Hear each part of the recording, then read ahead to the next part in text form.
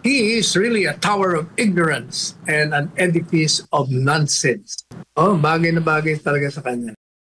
Ganito inilarawan ni dating Chief Presidential Legal Counsel Attorney Salvador Panelo si Nicolas Torre III, hepe ng Criminal Investigation and Detection Group o CIDG, kaugnay sa paghahain niya ng mga reklamong inciting to sedition, grave threat at unlawful utterance laban kay dating Pangulong Rodrigo Duterte. Ani Panelo, kahit nga raw si dating Judge Jaime Santiago, kasalukuyang direktor ng National Bureau of Investigation o NBI, inilarawan na bilang isang political rhetoric ang estilo ng pangangampanya ni dating Pangulong Rodrigo Duterte. Sabi pa ni Santiago, ang palaging pagbanggit ni Duterte ng salitang patayan ay hindi na dapat pang gawing isang seryosong issue.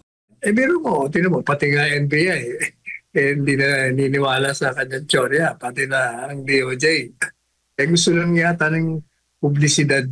Gaya na sinabi ko, only a fool and stupid can view that remark of the former president as serious. Buong bansa, alam na nagbibiro lang. Dagdag pa ng dating palace official ni ang mga kandidato sa pagkasenador sa ilalim ng Alyansa para sa Bagong Pilipinas ay hindi nagreklamo sa naging pahayag ng dating Pangulo. Alam na raw kasi nila na biro lang ito at hindi na dapat pang seryosohin. Kaya naman napatanong si Panelo sa pamunuan ng CIDG.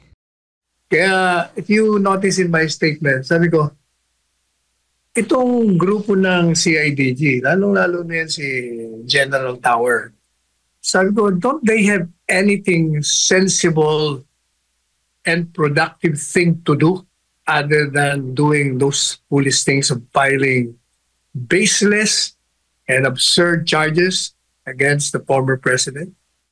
Nag-ugat ang nasabing issue matapos banggitin ng dating Pangulo sa proclamation rally ng PDP laban nitong nakaraang linggo na para raw manalo ang kanyang mga ini-endorsong senatorial candidates ay dapat patayin na raw ang mga senatorial candidates ng Marcos Jr. administration. Pero ang pahayag na ito ay sineryoso ni Torre. Para sa Diyos at sa Pilipinas kong mahal, Carlo de la Peña, SMNI News.